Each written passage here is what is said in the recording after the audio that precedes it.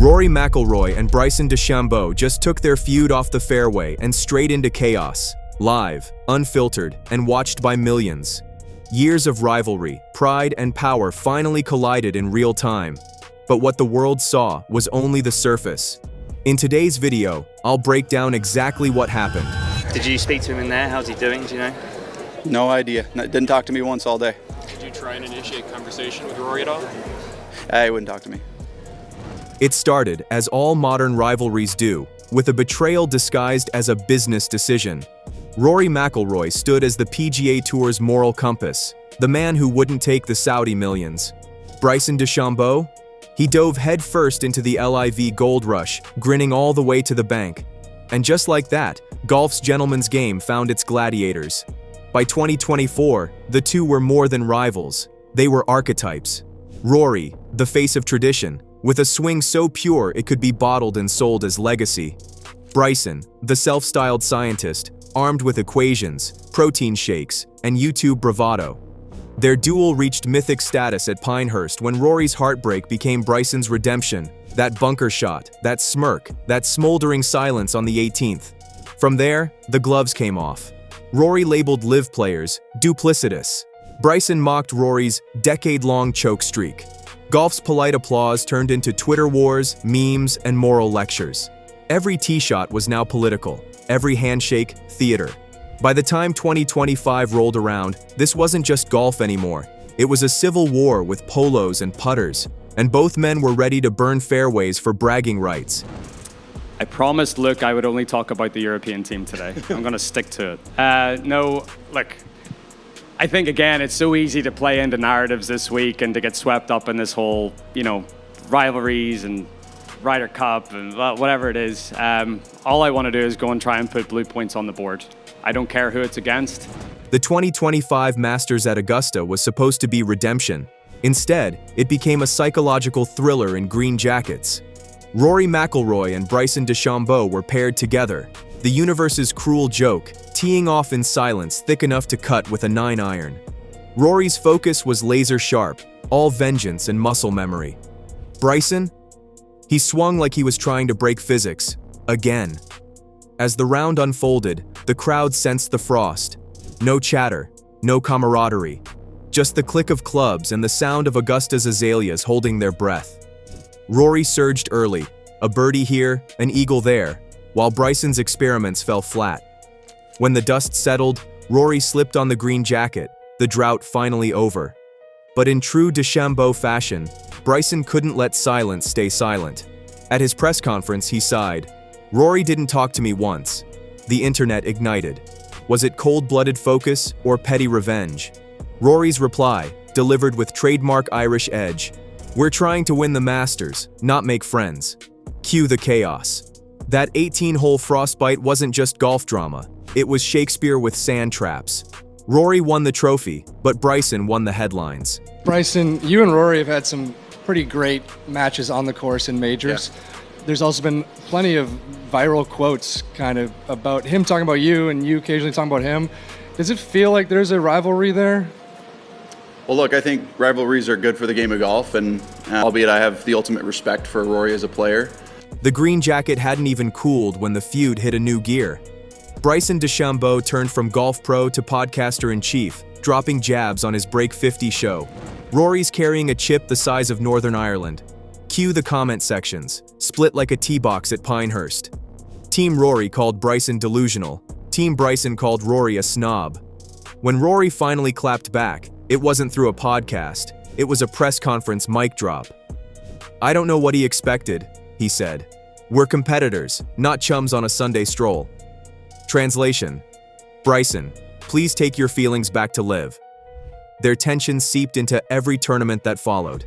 At the PGA Championship, Rory's swing deserted him while Bryson soared to near glory. The narrative flipped, the scientist triumphing while the purist floundered. Reporters pounced.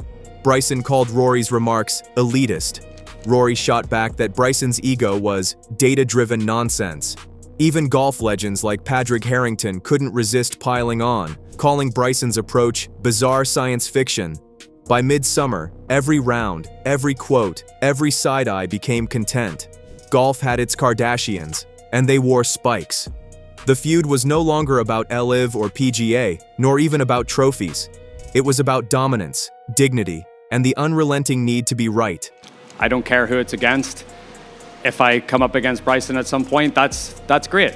I think that's wonderful for the championship and wonderful for us as well in some ways. But I just want to go out there and put blue points on the board and do what I can for the European team.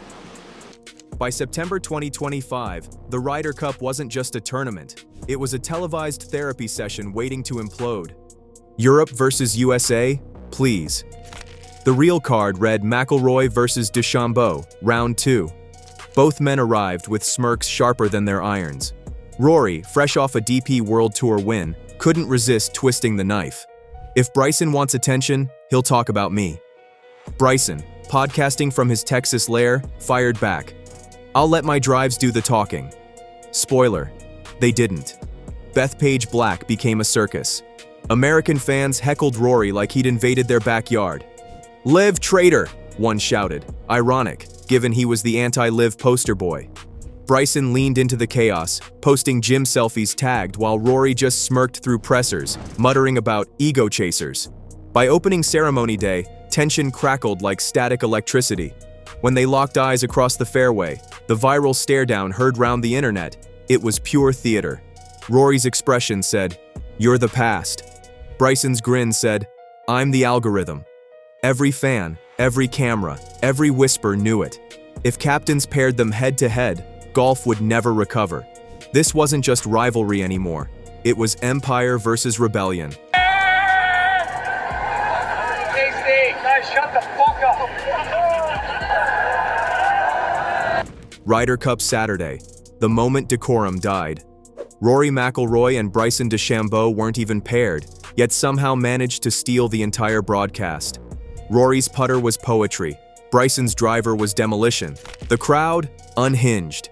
Bethpage fans booed Rory's every move until he snapped back, "Shut the fuck up," into a hot mic that the PGA still pretends never existed. Meanwhile, Bryson, ever the showman, was shouting at hecklers near the ropes, "You wanna go? Back off." That clip ricocheted through X within minutes, sparking headlines about golf's new villains. Suddenly, the sport of handshakes and hushed claps was trending like a UFC brawl. Despite the chaos, Rory thrived under pressure. Birdie after birdie, he carried Europe to the brink of victory. Bryson, desperate for redemption, sank a monster 40-footer and fist-pumped like a man possessed, directly toward Rory's green. Petty? Entirely. Effective? Absolutely. When the dust cleared, Europe clinched it 15-13, Rory's singles win sealing the cup. And then came the flag moment, Rory draping the European banner over a DeChambeau sign, grinning for the cameras. Petty? Nah, poetic, he later told reporters. Bryson didn't respond. He didn't have to. The look on his face said everything. The feud wasn't over. It had just gone international. 2 nights later, golf's Cold War turned digital. Rory Mcilroy, slightly tipsy, visibly glowing from victory, went live on Instagram to celebrate Europe's win. The chat was chill, the comments wholesome, until one viewer typed, "What about Bryson?" Rory smirked. "That flag stunt? Deserved," he said. "Bryson's great at bombs, but he needs my name for clicks." The chat exploded. Enter Bryson DeChambeau, watching from Texas. He jumped into the comments. "Congrats, but that silence at Augusta still hurts." The internet gasped. Rory spotted it instantly. "Oh, he's here? Join if you're man enough." And just like that, with one invite tap, the world watched golf's politest rivalry turn into live stream warfare. For 20 surreal minutes, 2 grown men in polos aired years of tension. Rory accused Bryson of selling out. Bryson hit back with PGA hypocrisy and choke artist jabs. At one point, Rory fired, "Won the Masters. Who's choking now?" Bryson grinned.